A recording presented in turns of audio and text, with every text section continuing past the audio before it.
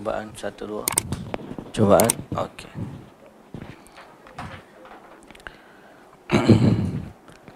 Assalamualaikum warahmatullahi wabarakatuh. Bismillahirrahmanirrahim. Alhamdulillahi rabbil alamin. Wassalatu wassalamu ala asyrafil anbiya'i wal mursalin. Nabiyyina Muhammadin wa ala alihi wa sahbihi ajma'in. Rabbi syrah li sadri wa yassir li amri wahlul 'uqdatan min lisani yafqahu qawli, amma ba'du. Puji dan syukur bagi Allah Subhanahu wa taala, pemilik sekalian alam. Dialah Allah yang Maha Agung, dialah Allah yang Maha Berkuasa, dan dialah Allah yang Maha memiliki segala sifat kesempurnaan dan ketinggian. Selawat dan salam atas Nabi kita Muhammad sallallahu alaihi wasallam, Nabi yang Allah utuskan untuk sekalian alam, Nabi yang telah melaksanakan tanggungjawabnya dengan sebaik-baiknya dan menunaikan amanah yang telah dipikulkan oleh Allah ke atasnya, sehingga baginda menasihati umat dan menyampaikan apa yang baik untuk umatnya. Selawat dan salam juga atas ahli keluarga Nabi kita, para sahabatnya, para pengikutnya, dan semua orang yang berpegang dengan sunnahnya sehinggalah ke hari kiamat. Jadi alhamdulillah, pada malam ini sekali lagi Allah pertemukan kita dalam kitab kita Talbis Iblis. Talbis Iblis merungkai tipu daya iblis yang berusaha untuk menipu manusia agar mereka ni terpesong daripada jalan agama yang benar. Jadi ada orang tertipu dengan tipu daya iblis. Satu, tertipu dengan syahwat. Syahwat ni dia tertipu dengan syahwat, akhirnya dia buat maksiat. Dia berzina, dia mencuri, dia merompak, dia berjudi, dia buat jahat. Orang ni tertipu dengan syahwat dia, lalu dia melakukan maksiat. Sebab maksiat ni pintu dia adalah syahwat. Maksiat ni pintu dia adalah syahwat. Dan ada orang yang tertipu dengan syubhat. Tertipu dengan syubhat, maksud dia tidak buat maksiat, tetapi dia terpesong dari jalan yang benar kerana syubhat yang ada.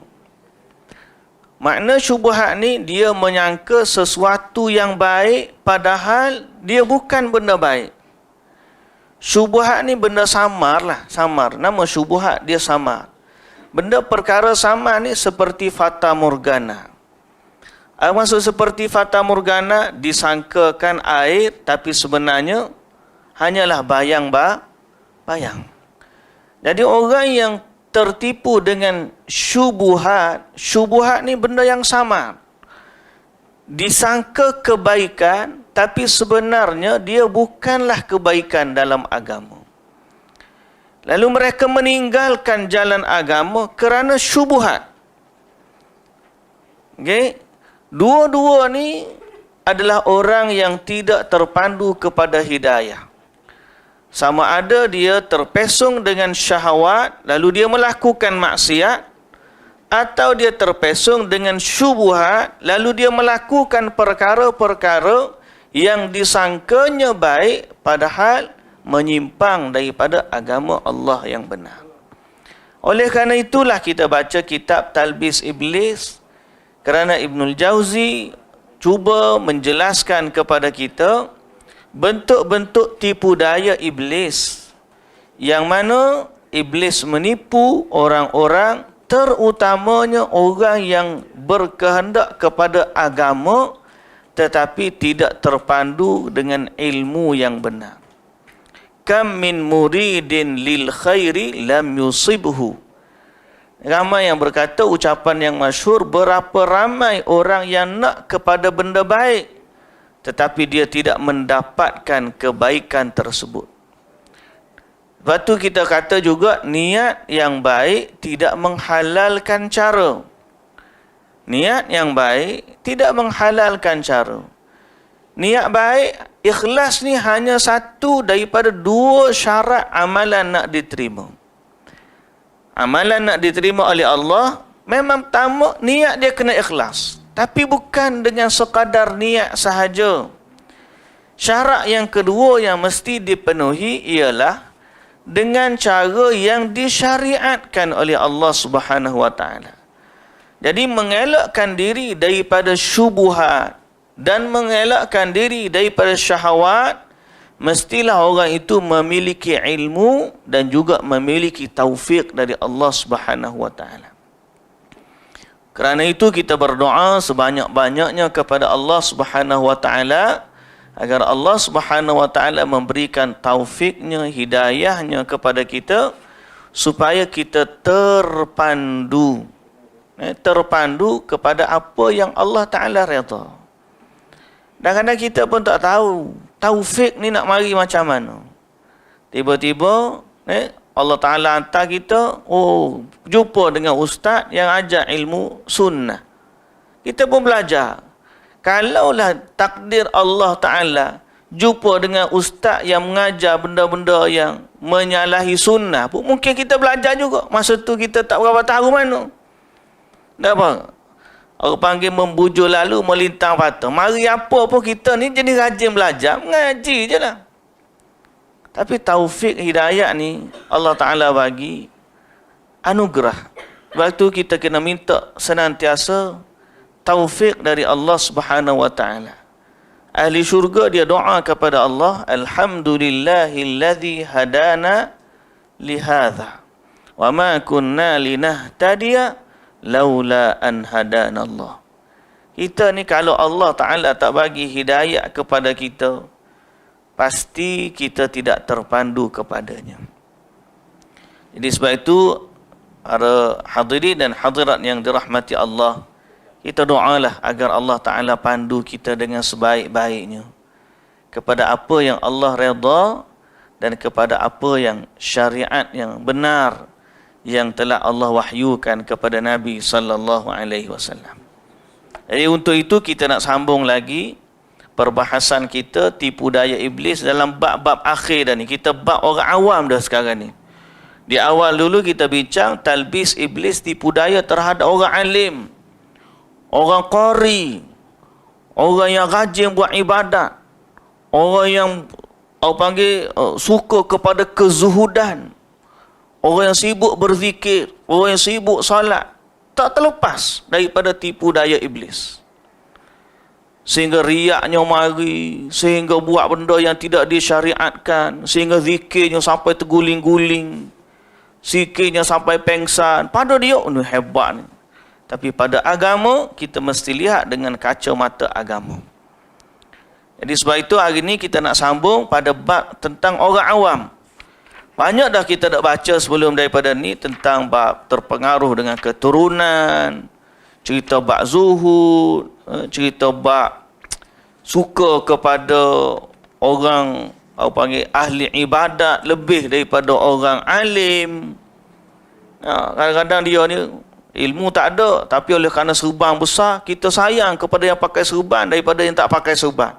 Padahal yang tak pakai serban tu ilmu dia lagi tinggi daripada yang pakai serban. Jadi iblis kata, dia tak ada ilmu sebab tak pakai serban.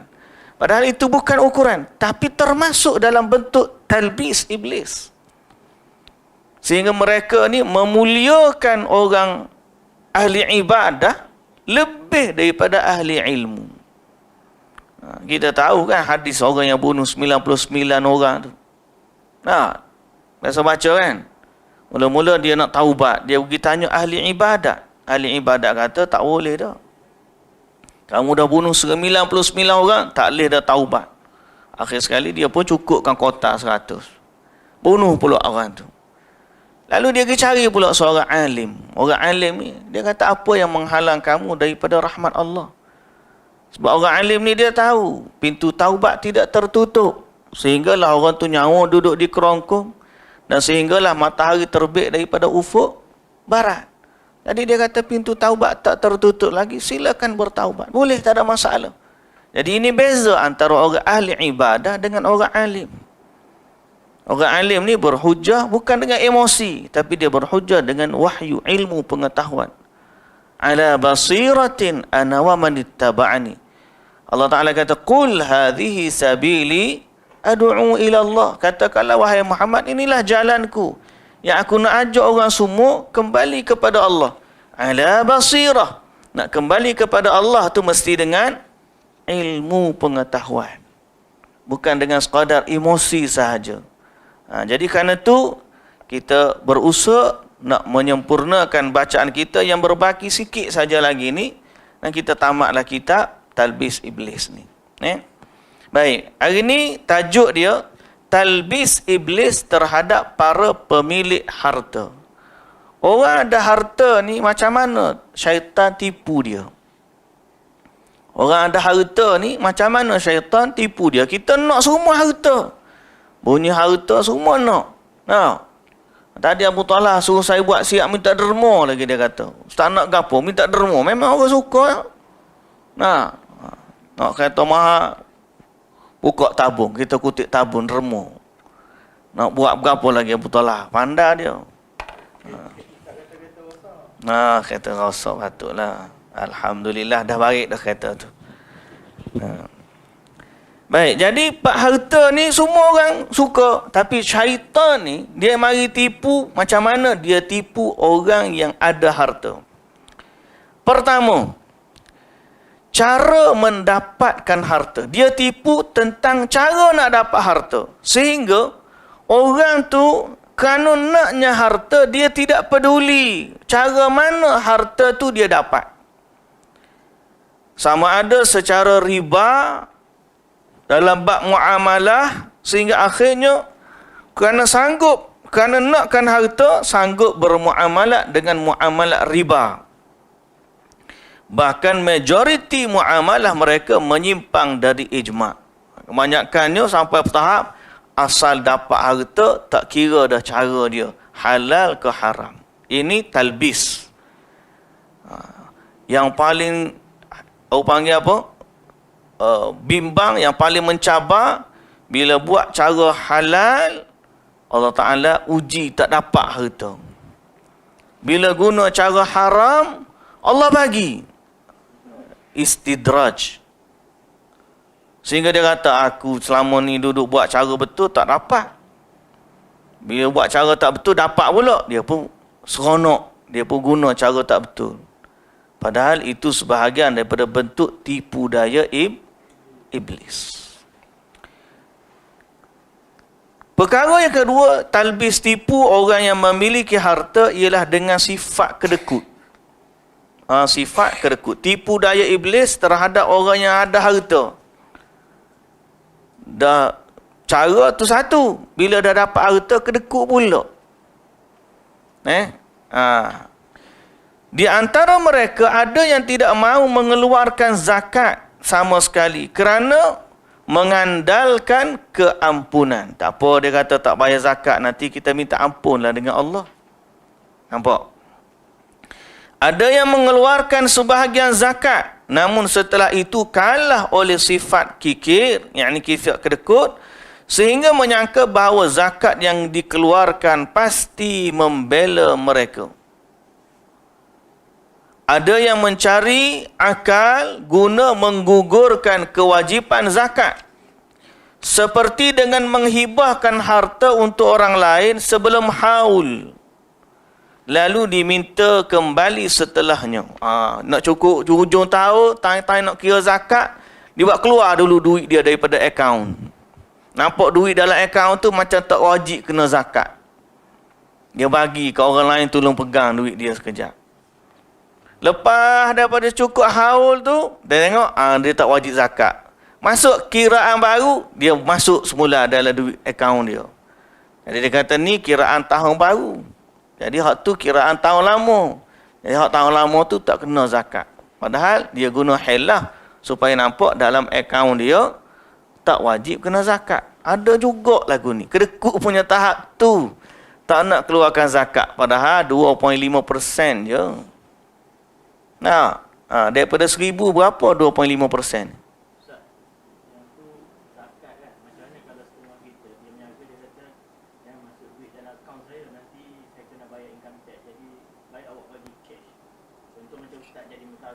Hmm.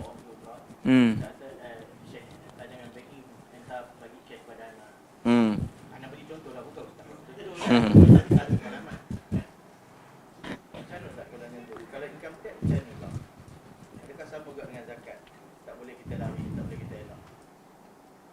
Wallahu a'lam. Tapi biasanya orang bayar zakat lebih daripada tu, nak lari income tax dia bayar zakat lebih kan. Apa tak ada masalah. Income tax ni kena bincang lain pula masalahnya. Wallahu a'lam lah. Tapi nak sebutnya ada orang yang kedekut sampai peringkat lari daripada zakat sampai macam tadilah, alih dulu duit dia. Alih dulu duit dia. Atau memberi sehelai baju kepada seorang fakir yang dihargai 10 dinar. Padahal harga aslinya 2 dinar. Dia nak bayar zakat dia. Berzakat dia, contohlah zakat dia 1,000. Dia tengok baju ni, benda ni, contohlah baju lah dia kata tak. Ni baju ni 100 helai. Dia pun belilah baju 10 helai dengan nilai 100 helai. Tapi waktu dia pergi beli tu, dia beli borong, dapat harga RM70. Contoh. Dia pun kira 10 helai 1,000. Padahal dia beli dengan harga 700. Itu sebuah bahagian daripada bentuk macam mana orang mengurangkan nilai zakat dia. Dan orang bodoh ini pun mengira sudah bebas dari tanggungan. Dia kata selesai dah lah dia sebab dia dah keluar nilai 1,000. Padahal dia beli tak sampai 1,000. Contoh. Atau mengeluarkan barang berkualiti buruk sebagai pengganti dari barang yang berkualiti baik. Atau dengan memberikan zakat kepada pekerja yang jasanya dipergunakan selama 10 tahun. Atau setahun penuh. Padahal zakat yang diberikan itu tidak lain merupakan upah si pekerja. Memang kawan tu kalau dia tak bayar zakat pun memang dia wajib bayar upah. Tapi kebetulan ada duit zakat, dia kata ambil lah ni zakat dia. Padahal kawan tu wajib dah terima upah. Dia gunakan zakat dia sebagai upah. Ini bentuk-bentuk talbis. Atau ada juga yang mengeluarkan zakat sebagaimana semestinya, namun iblis membisikkan, kamu tidak mempunyai tanggungan lagi, sehingga yang bersangkutan tidak bersedekah kerana cinta harta. Setengah orang tu harta dia banyak, dia mampu bagi lebih daripada zakat. Tapi bila dah bayar zakat, syaitan kata, dah tak payah lagi bagi sedekah sebab zakat dah bayar. Lepas daripada ni tak payah bayar sebab itu sunat je. Itu bentuk talbis juga. Termasuk dalam talbis, ialah kalau dia tak mampu menghalang orang sepenuhnya daripada, panggil bakhil yang sepenuhnya bakhil, sampai tak bayar zakat, dia boleh juga tipu sehingga orang hanya bayar zakat, tapi tak bayar atau tidak berinfak pada harta-harta yang lebihan lain. Akibatnya, dia kehilangan pahala sedekah dan harta miliknya menjadi milik orang lain. Kumpul, dia hanya lepas hak zakat aja. Hak lain tetap lagi kedekut. Simpan, mati. Lepas mati, duit tu jadi orang lain. Nampak tak? Jadi, iblis ni, dia memang bijak dia, bijak. Bijak atau bahasa kita licik. Licik ni maknanya apa? Dia guna kepintaran yang ada tu untuk tujuan yang tidak baik. Tujuan dia nak tipu orang. Sebab tu akal ni jangan sampai tertipu dengan akalnya sendiri. Siapa yang tak jaga akal dia, sehingga dia berfikir dengan akal tanpa panduan wahyu, dia akan tertipu dengan akalnya sendiri. Akal ni jangan, dia ada keupayaan tapi mesti dipandu dan dipimpin. Kalau akal tu bersendirian, dia jadi cerdik tak bertempat lah kita panggil. Ya. Baik. Yang ketiga. Yang pertama apa tadi? Tipu cara dapat harta. Yang kedua, iblis tipu dia supaya sifat kedekut. Yang ketiga, mengumpulkan harta. Dia jadi macam buat koleksi harta dia ni. Kalau setengah-setengah orang panggil, macam di masjid. Masjid itu bukan peribadi lah, tapi adalah juga sifat dia. Suka tengok dalam tabung dia ni banyak. Dia tak infak, dia suka tengok akaun bank dia banyak. Ya, dia tengok. Sampai setengah-setengah tu makan pun, dia makan macam orang miskin. Sayang, takut duit dia habis. Dia tengok beg duit dia, ada RM100. Nak beli apa hari ni? Tak boleh beli mahal-mahal. Nanti hak 100 ni tak nampak ke 100. Jadi kurang, kena pecah. Dia pun bahala beli makan RM1, RM2. Sayang ke duit 100 tu, nak biar ada dalam dompet dia tu 100 tu tak bergerak. Ada kan lagu tu? Mak dia bagi duit RM100, dia simpan dalam beg dia. Tidak infak, tidak berapa, tidak beli, tidak guna. Pasal apa? Dia suka mengumpulkan harta. Sehingga orang yang banyak harta mengira dirinya itu lebih baik dari orang miskin. Ini merupakan kebodohan kerana keutamaan itu diukur berdasarkan keutamaan jiwa pribadi, bukan berdasarkan kebendaan yang dikumpulkan olehnya. Jadi syaitan ni menampakkan orang kaya lebih baik daripada orang miskin. Jadi dia pun berusaha kumpul harta supaya dia nampak lebih baik daripada orang miskin. Padahal baik buruk ni kita tidak dinilai dengan harta. Baik atau buruk kita dinilai dengan sifat kita. Orang miskin tapi kaya jiwa, tak berhajat kepada harta orang. Orang ni orang yang hebat. Ustaz pernah satu pengalaman dulu pernah cerita, tapi kita ulang balik takut kita pun lupa cerita tu. Waktu satu musim haji, Ustaz buat haji. Bila buat haji ni, kita buat haji di Mekah. Ustaz pergi lewat, maknanya Ustaz pergi ke Mekah dulu, baru pergi ke Madinah. Tapi perjalanan Ustaz tu pelik sikit.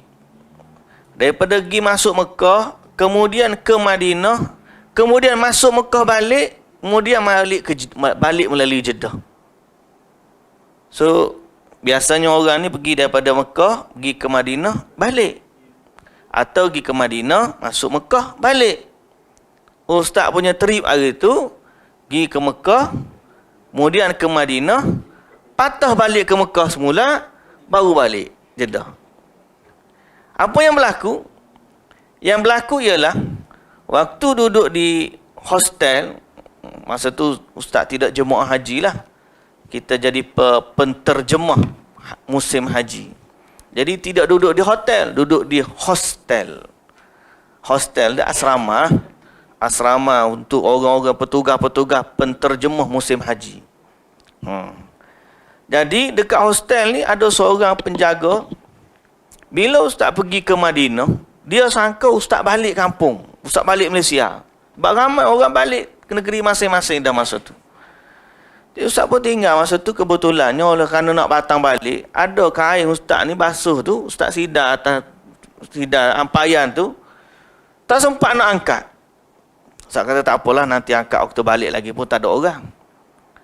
Saya pergi ke Madinah, pergi 2-3 hari, lepas tu Ustaz balik semula. Balik semula Ustaz cari, tak ada dah kain atas ampayan. Tiba-tiba Ustaz pergi tanya seorang tu, dia orang Somalia, orang Afrika lah. Dan pekerja ni hanya tukar sapu je tutup bangunan.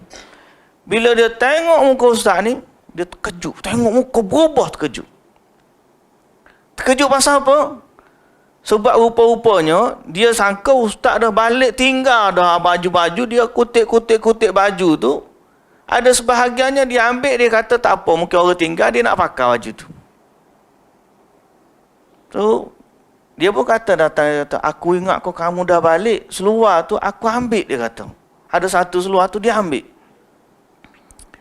Ustaz kata, kamu pakai dah kata lagi? Dia kata pakai dah.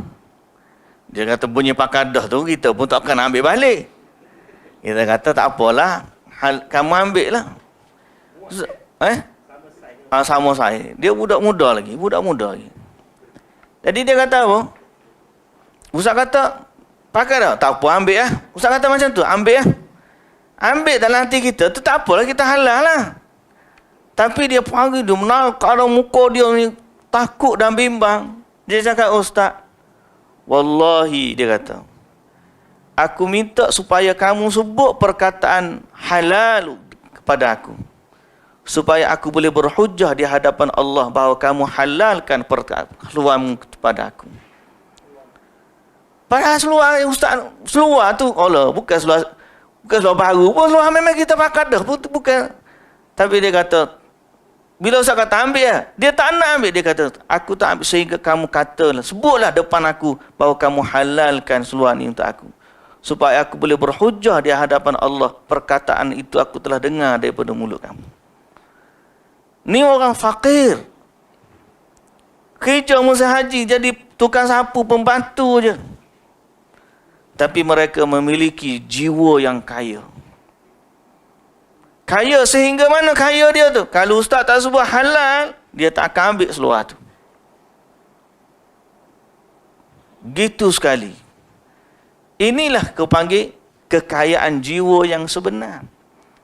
Iblis ni dia datang, dia tunjuk orang kaya harta tu mulia. Padahal hak kaya ni lagi tomok, lagi nok, lagi kaya, lagi nok. Orang fakir, dia dapat sikit pun alhamdulillah.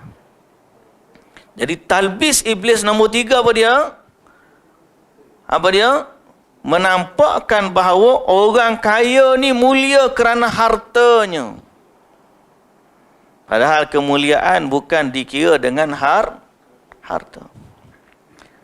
Talbis iblis yang keempat, tipu daya iblis yang keempat. Pada orang yang berharta pula, dia tipu dalam bab membelanjakan harta. Tipu bab cari harta, tipu bab kedekut, tipu bab kumpulkan harta, dan tipu bab belanja harta. Macam mana iblis tipu orang belanja harta? Di antara mereka ada yang membelanjakan harta secara boros, berlebih-lebihan. Terkadang ada yang menggunakannya untuk mendirikan bangunan yang melebihi keperluan. Memperindahkan pagar rumah dia pun dekat 60,000, 70,000, pagar je. Kalau bagi ke orang lain miskin tu boleh buat rumah dah sebiji. Pagar dia saja pun mahal dah. Dahsyat. Menghias rumah dan membuat gambar-gambar. Kadang ada yang menggunakannya untuk membeli pakaian yang menjadikan pemakainya bersikap sombong dan angkuh.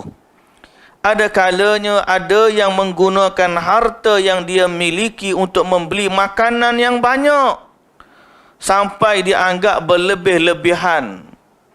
Beli, makannya tidak, sekali buang. Allahu Akbar. Biasa berlaku tak? Selalu. Ini tipu daya. Iblis tipu. Sedap tu beli. Gila, sedap tu beli. Makan sikit. Alamak, aku ingat kau sedap tadi. Lepas tu tak habis. Tak? Bagi kat member pun makan sikit tak nak. Padahal tadi pakat nak beli lah kau. Pergi pasar malam tu kan. Allahu Akbar. Penuh kiri kanan beli. Makan tak? Bazar Ramadan pun sama juga. Itu antara bentuk talbis iblis. Talbis iblis. Sehingga dia beli makanan yang banyak sampai dianggap berlebih-lebihan. Ya.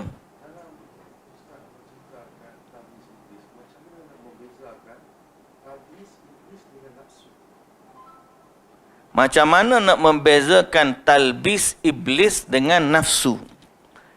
Nafsu ni memang dia dah ada dalam diri manusia. Tinggal lagi iblis gunakan nafsu yang ada untuk tipu dia. Yang itu disebut sebagai syubhat dan syahwat tadi. So yang syubhat kerana ada ilmu. Syahwat kerana ada nafsu. Yang disebut sebagai syahwat. Jadi nafsu makan, iblis pun gunakan nafsu yang ada sehingga mengelabui mata. Lalu dia kata tak apa belanjalah sebab duitmu bukan duit orang. Dia pun guna duit tu. Dia tak anggap masa tu dia membazir. Tapi lama kelamaan akhirnya benda yang dia guna membazirlah jadinya. Perkara yang dimurkai oleh Allah Subhanahu wa taala. So dalam ni dia tak anggap dia mencuri, dia tak anggap dia buat benda salah. Ni bentuk dia panggil talbis. Iblis menggunakan ruang yang padanya dianggap seperti harus, boleh. Pasal duit dia bukan dia, tapi dia boros dalam menggunakannya. Mana yang iblis guna? Iblis guna nafsu yang ada dalam diri dia. Okay? Tindakan-tindakan seperti di atas tidak terlepas dari keharaman ataupun kemakruhan. Dan sang pelaku akan diminta pertanggungjawaban di atas semua itu. Dari Anas bin Malik radhiyallahu anhu, dia menuturkan bahawa Rasulullah sallallahu alaihi wasallam bersabda, "Ya bna Adam, la tazulu qadamaka yawmal qiyamati baina yadayillahi azza wa jalla hatta tus'ala an arba' umrika fima afnaitahu wa jasadika fima ablaitahu wa malika min aina iktasabahu wa aina anfaqtahu wa ilmika madza amilta fihi." Wahai anak Adam, la tazul, ada riwayat sebut la tazulu qadama abdin, tidak berganjak dua kaki anak Adam pada hari kiamat. Mana tak berganjak ni, tak berganjak di mana? Dak mana tak berganjak tu? Dia duduk mana masa tu? Tak bergerak. Mana dia duduk masa tu? Padang mahsyar. Orang duduk padang mahsyar ni, dia tak berganjak daripada tempat dia. Dia nak pergi mana? Di situ ya. Pergi ke mana-mana pun situlah juga. Sampai dia duduk je tunggu, tak tahu nak pergi ke mana. Tak tahu nak pergi ke mana-mana. Yaqulul insanu yawma idzin ainal mafar. Nak lari mana? Tak ada tempat nak lari. Duduk je situ. Jadi tak berganjak dia nak pergi ke mana-mana sehingga dia akan ditanya 4 perkara. Apa dia akan tanya? Pertama tentang umur. Kamu dulu ada umur berapa banyak? Umur 40 tahun, 50 tahun, 60 tahun. Baik. Umur 60 tahun ni guna buat apa? Umur 40 tahun ni guna buat apa? Ditanya tentang pasal aset kita yang sebenar, ataupun antara aset kita yang paling utama ialah masa kita. Masa kita adalah aset kita. Betul tak? Orang bila mati, dia minta apa dengan Allah? Dia minta masa. Dia minta masa. Laula akhartani ila ajalin qarib. Kalaulah boleh lewatkan sikit je nak lewat. Diskaun lah masa. Tapi tak boleh. Masa kita ni harta kita. Allah Ta'ala kata, kamu dapat umur banyak ni, sekian-sekian. Dia umur ni macam rezeki juga, tak sama. Tak sama. Ada orang ni umur dia mungkin panjang. Orang ni mungkin umur dia pendek. Orang ni tu. Jadi dia akan ditanya dengan qadar umur dia. Kalau budak mati umur kecil, dia tak ditanya sebab dia mati belum balik. Orang lepas balik, dia kena tanya sebab dia dah ada umur balik. Kalau umur dia sampai 40 tahun lagi, dia kena tanya pasal dia dah 40 tahun guna ada umur. Kalau 60 tahun lagi lama, lagi banyak lah tanya pasal, lagi banyak lah masa dia. Macam tak? Jadi begitulah dia akan ditanya pertama umur dia. Mana dia guna? Yang kedua, tubuh dia, sihat tubuh badan dia. Dia kuat, boleh mengembak, boleh melihat, boleh mendengar, boleh lidah dia boleh cakap. Dia guna apa? Cakap dia. Nak maki orang, kau baca Quran. Mata dia, nak tengok benda baik kau, nak tengok benda buruk. Telinga dia, dengar guna apa? Kaki dia, tangan dia. Dia guna buat apa? Kaki dia ni guna pergi masjid kau, terajang orang kerja dia. Sepak bola kau, sepak orang. Tuan tanya, pasal tubuh dia. Nah, yang ketiga, maluka, harta dia. Tuan tanya, daripada mana dia dapat, mana dia belanja. Jadi soal belanja kita pun kena tanya. Bukan soal kita dapat duit halal ke haram saja. Soal kita belanja tu, dia taklah ikut banyak, ikut aku punya suka lah duit aku. Tak, walaupun duit tu halal, tapi kena tanya esok. Kita guna berbaloi ke dia, patut ke tidak? Kalau tidak, baik bagi ke orang lain. Nampak tak? Wa ilmika, yang keempat dia akan ditanya tentang ilmu apa yang dia amalkan. Jadi ilmu kita ni ada, guna ke tidak? Amal ke tidak? Empat perkara ni, semoga Allah Ta'ala jagalah kita dalam empat perkara ni. Bunyi macam soalan tu mudah tak? Tapi nak jawab, ya salam. Semoga Allahumma hasibna hisaban yasira. Semoga Allah Ta'ala hisab kita dengan hisab yang mudah. Hisab kita hisab yang mudah. Di antara orang awam ada yang menggunakan hartanya untuk membangun masjid dan jambatan. Tapi tujuan utamanya adalah riya, sum'ah, dan agar dia dikenang sebagai orang baik, dia menuliskan namanya pada bangunan apapun yang didirikannya.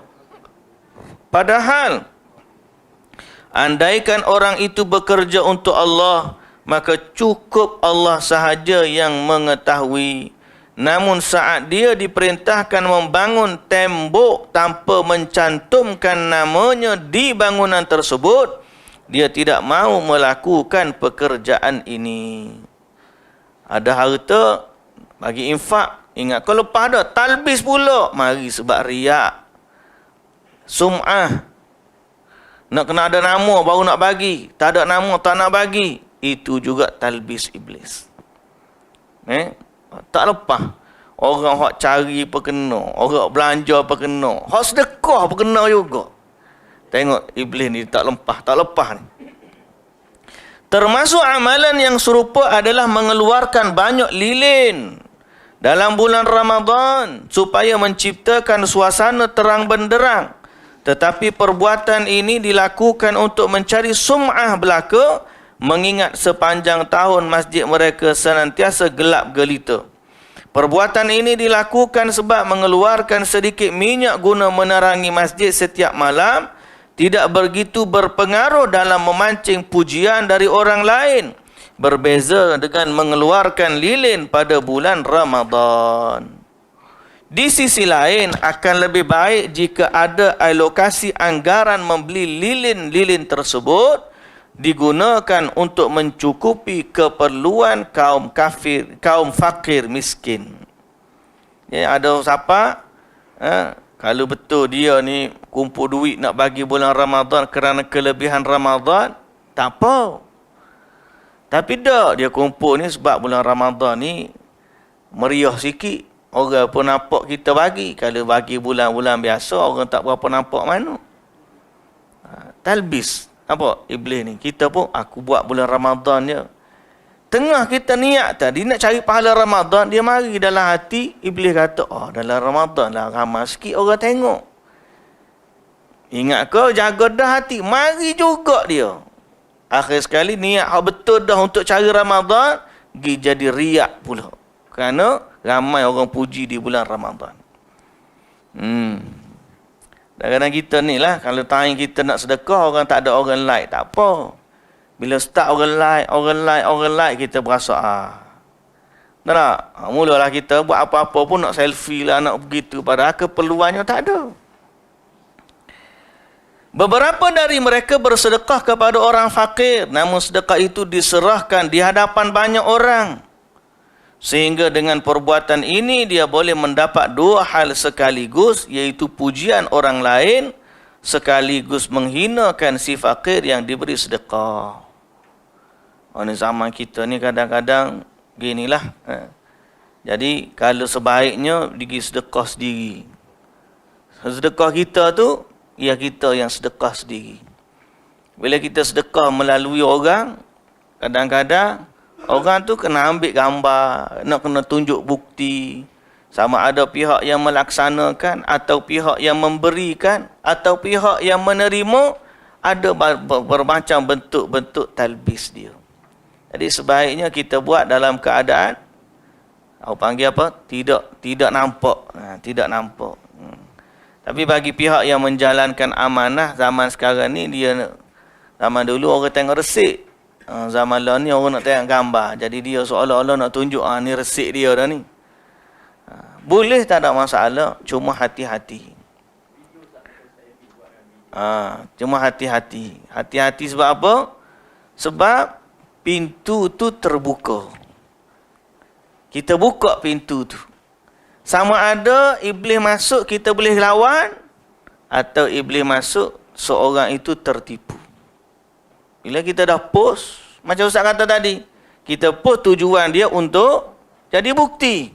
Oh, mana duit yang kita dah bagi tu, orang tertunaikan amanah. Okey. Mula-mula sekadar tu lah. Tiba-tiba, orang like satu. Dia kata ada orang like. Sekejap, naik lagi 5 like. 5 orang like. Lama-lama dia pun tengok, buka. Hak kemarin tu ada berapa dah like dia. Pintu tu terbuka. Jadi kalau pintu tu tertutup, selamatlah sikit. Tapi bila kita dah buka pintu, sebab tu di media sosial ni, kalau kita boleh minimalkan dia, kadang-kadang kita nak tunjuk. Bahaya lagi, sedekah dia mana-mana pun dia tunjuk. Aku dah sedekah ni begini tunjuk. Jadi mungkin pada awalnya, kita tak kata dia memang tujuan riak ada. Ada memang asal riak ada. Dah, ni zaman bahaya. Iaitu zaman orang tunjuk amal. Bukan kita nak kata setiap orang yang tunjuk tu riak, tidak. Ada orang tunjuk, dia tak riak. Tapi, dia telah membuka peluang dia. Ataupun, ada kebarangkalian syaitan mari untuk tipu dia. Jadi sebaiknya dalam beramal, kita jangan tunjuk orang. Sedekahlah. Kalau ada keperluan, barulah kita tunjuk. Tu pun, kita pakat-pakat beringat. Semoga Allah Ta'ala jaga hati kita. Dan yang kedua, bahaya dia ialah bak riak pada si pemberi. Dalam masa yang sama, dia memberi penghinaan kepada si penerima. Eksploitasi pula. Lagi dia tunjuk, lagi orang bagi derma kat dia. Lagi dia tunjuk, lagi orang bagi derma. Tapi dalam masa yang sama, orang miskin tu muka dia terpampang. Inilah dia. Ada kan video kita tunjuk, orang tu ketuk-ketuk rumah nak pakai. Dia kata tunggu sebentar, aku nak pakai baju. Dia pergi tukar baju hak handsome sikit, smart sikit, dia je terima bagi baju lagi handsome daripada hak bagi. Jadi orang dia ingat hak bagi je terima. Terkebir-kebir kawan tu, ingat kau dia dapat kredit je bagi.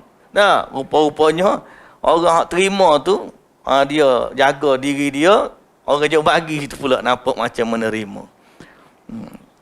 Tapi bab menerima panggil sedekah dalam sembunyi ni fun, dia panggil fun, maknanya seni. Macam mana kita nak bagi duit ni, nak bagi infak dalam keadaan sembunyi, seni.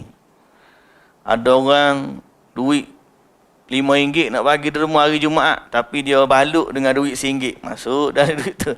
Tak nak bagi nampak duit RM5 tu. Ada. Seni dia.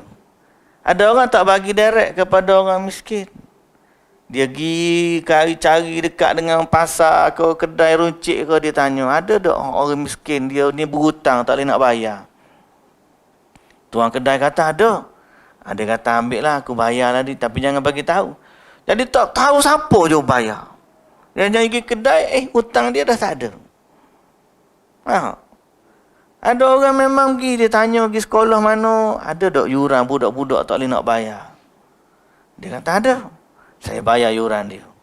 Tapi siapa dia? Tak bayar ibu saya.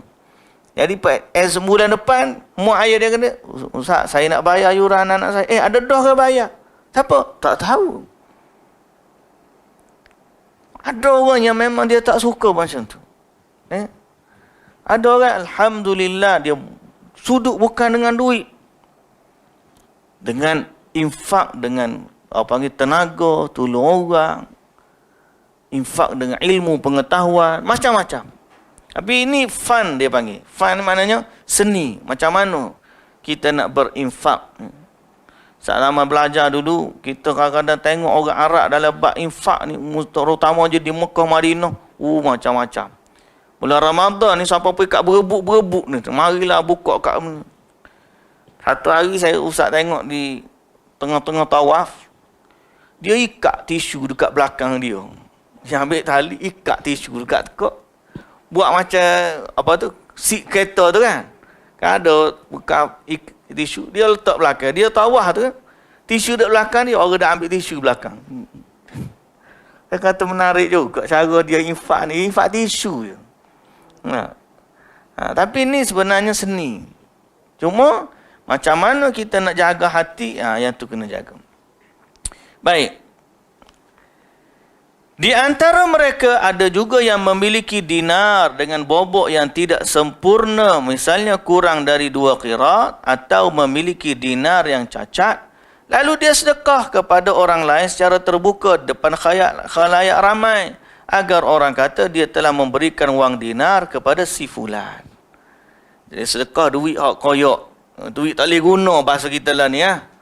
Duit hak tak cukup timbang ni dia pergi sedekah. Jadi orang kata dia sedekah, padahal duit dia tu duit hak tak laku. Kebalikan amalan riya ini adalah amalan orang soleh terdahulu. Mereka meletakkan dinar yang berat dalam lipatan kertas, dan berat satu dinarnya lebih dari 1.5 dinar. Kemudian mereka memberikannya kepada si fakir secara sembunyi-sembunyi. Kemudian ketika si fakir melihat lipatan kertas kecil, dia mengira potongan sahaja. Namun setelah merabanya dengan saksama, ternyata dia merasakan ada bulatan dinar. Sehingga dia merasakan senang kerana membayangkan akan mendapat wang dinar. Ketika membukanya, si fakir mengira dinar itu beratnya tidak sempurna. Akan tetapi setelah mengetahui dinar itu berat, dia menyangka bahawa beratnya hampir 1 dinar. Saat menimbangnya, ternyata berat aslinya lebih dari itu. Maka dia pun semakin gembira. Sungguh pahala bagi pihak memberi semakin berlipat kali ganda pada setiap fasa yang dilewati pihak penerima ini. Ada juga yang bersedekah kepada orang asing. Hak lipat dinar tu macam Ustaz kata tadi lah, balut duit RM5 dalam duit RM1 tu. Nah, ingat kau RM1 je, rupanya dia nak sembunyikan RM5 tu. Tapi loan ni kan, hak paling sembunyi mudah lah, masuk dalam akaun dia. Orang pun tak tahu-tahu. Bubur dalam akaun senyap-senyap, kabar-kabar masuk. Tak payah share per resip. Ustaz, saya dah masuk tu. Tak, kabar-kabar, ada. Yang ni sedekah sembunyi-sembunyi. Dekat Mahat Tahfiz Ustaz tu kan, ada orang masuk RM1 pun ada, tapi dia masuk semua. Kita tanya siapa dia? Dia tak tahu. Tapi dia jenis konsisten, RM1, setiap hari ada. Orang kata dia bagus juga orang lagi. Tapi kita tak tahu dia siapa. Dia pun tak pernah share. Siapa dia ni yang bagi. Tapi istiqamah. Baik. Ada juga yang bersedekah kepada orang asing namun melewatkan kaum kerabatnya yang lebih berhak mendapat sedekah. Ini satu lagi. talbis iblis, dia pergi sedekah kepada orang jauh-jauh. No. Padahal kaum keluarga dia depan mata tu dia tak bagi. Talbis juga lagu tu. Mana tak? Kan Ustaz kata dah sebelum ni, talbis ni ada menyebabkan dia daripada pahala dapat dosa. Maknanya tertipu daripada taat buat maksiat. Anda juga patut dapat pahala banyak, jadi dapat pahala sikit. Talbis juga. Anda patut dapat pahala, tak ada pahala langsung. Ada juga. Jadi ni dalam bentuk patutnya, kalau dia zakat kepada sedekah kepada kaum keluarga, dapat pahala dua. Pahala sedekah dan pahala silaturrahim. Tapi bila dia pergi, tapi iblis kata pergi jauh, dekat tak payah bagi. Sehingga dia tidak mendapatkan pahala silaturrahim dia. Di antara mereka ada yang tahu keutamaan bersedekah pada kerabat, namun kerana dia dan kerabatnya terlibat permusuhan dalam urusan duniawi, maka dia enggan menyantuni kerabatnya, padahal dia tahu sanak keluarganya ini miskin. Aku tak nak bagi dia. Kerabat ni, pasal apa? Dia orang politik lain, aku warna lain. Musim-musim ni pula tegak, lagilah kuat. Jadi akhirnya, dia tertipu dengan talbis iblis. Di antara mata, andai dia membantu saudaranya, tentu dia mendapat pahala sedekah, pahala menjalin ikatan kerabat, dan pahala memerangi hawa nafsu. Di antara mereka ada yang mengeluarkan wang untuk haji. Namun iblis menipunya dengan menyatakan bahawa haji adalah amalan ibadah, padahal dia hendak riak, pamer dan mengharapkan pujian orang lain. Seorang berkata kepada Bishr Al-Hafi, aku sudah menyiapkan 2,000 dirham untuk haji.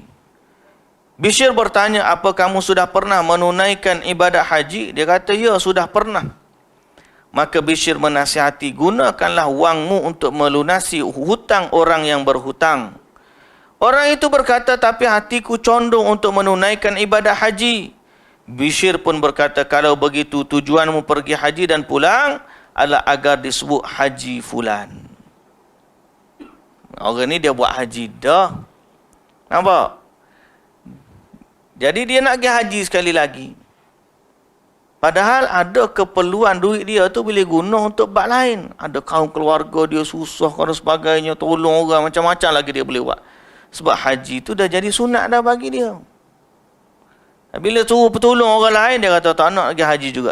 Kata di Bishr Al-Hafi, berarti kamu ni nak suruh panggil kamu haji. Kalau dia ni jenis memang petugas haji, pergi sokmo-sokmo haji, tu lain cerita lah. Baik.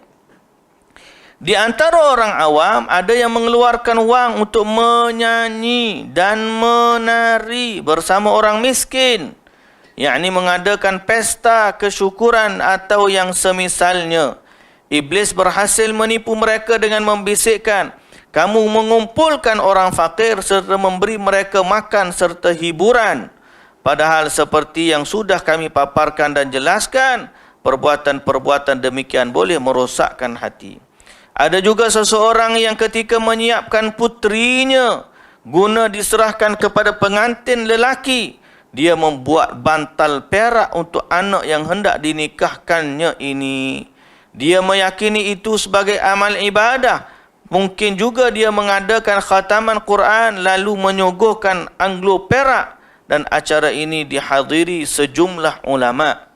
Si tuan rumah tidak menganggap tindakannya tersebut sebagai satu dosa, dan para ulama tidak mengingkari dengan alasan tradisi.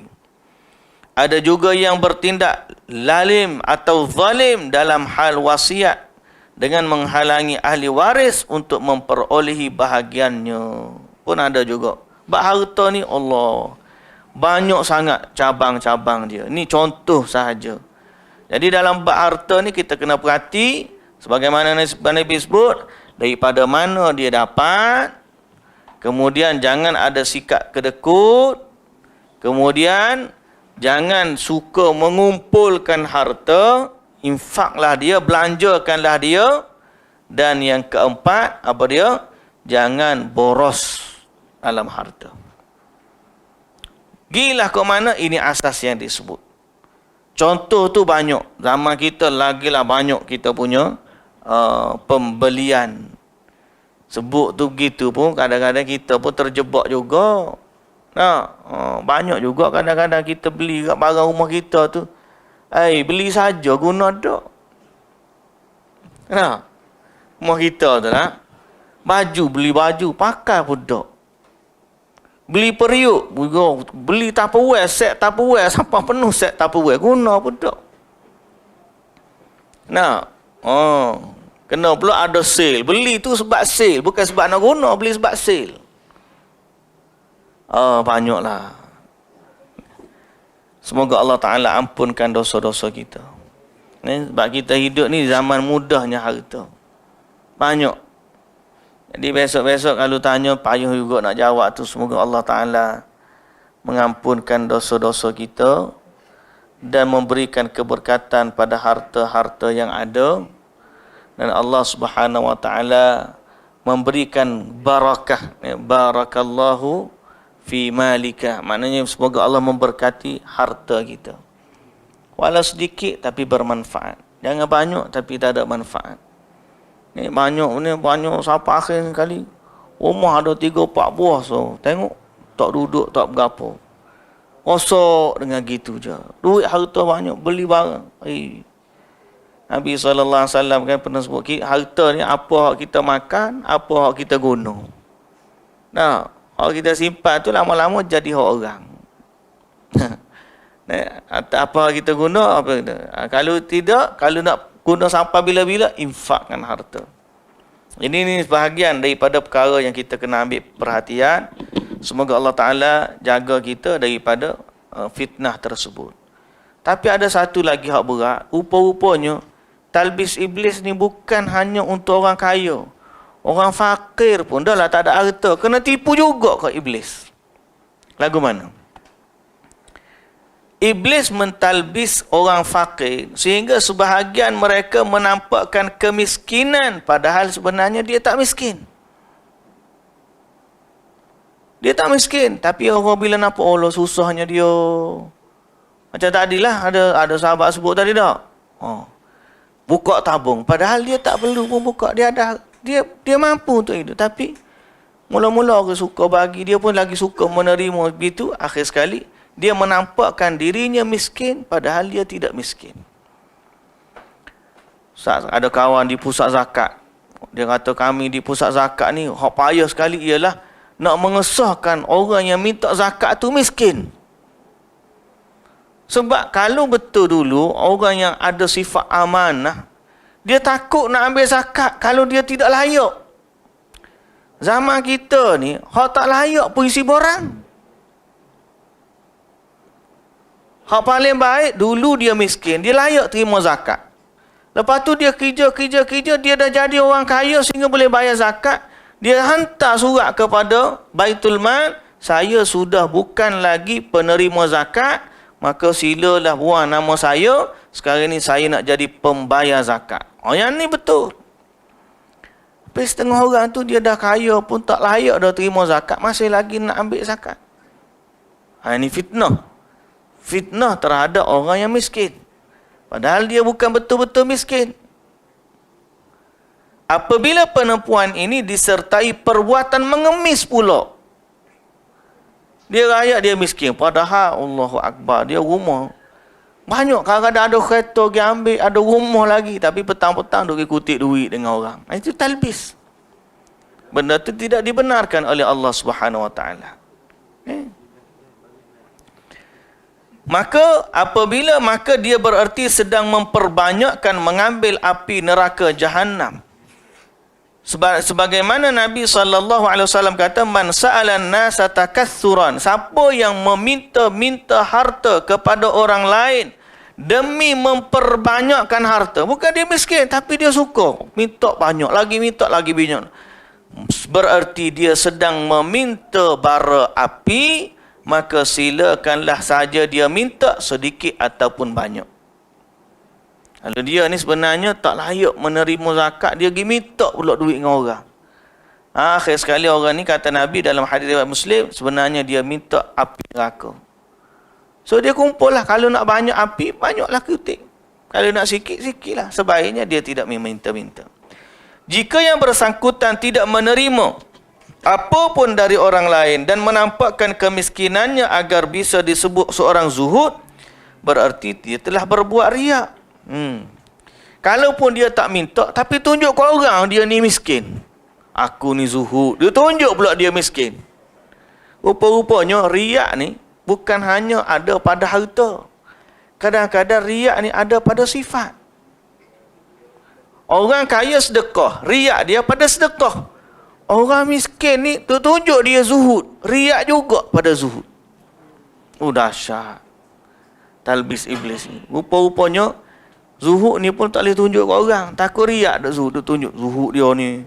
Jalan pun tunduk. Orang cakap pun tak jawab. Zuhud dia ni. Padahal dia suka untuk orang puji dia sebagai zuhud. Riak juga jadi. Lepas tu lagu mana tak kau tu pun tak boleh, kau ni tak boleh.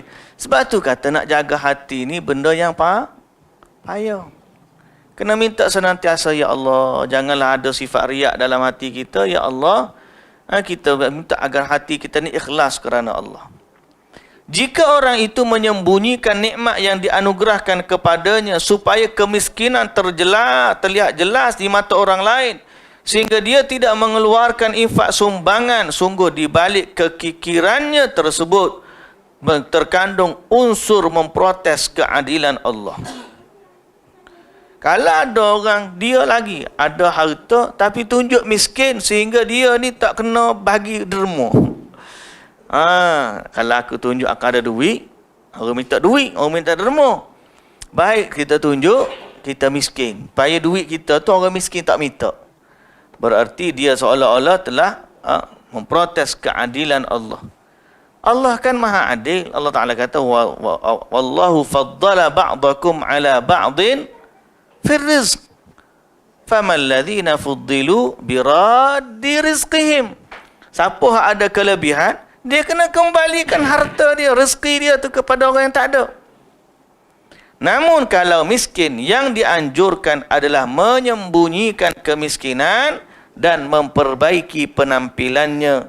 Di antara salaf ada yang membawa kunci yang mengesankan dia memiliki rumah, padahal sebenarnya dia sudah terbiasa menginap di masjid. Sahabat Nabi tu kan, yang miskin tapi nak terima tetamu, buat lolok makan, tutup pelita dan sebagainya tak.